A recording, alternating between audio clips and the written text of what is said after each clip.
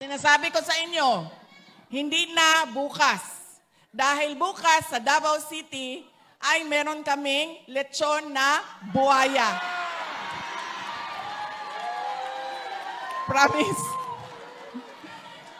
Kanina lang ay tumawag ang Crocodile Park. At sinabi nila sa akin, bibigyan namin ang prayer rally ng lechon na buhaya. Oh, hindi lang yan.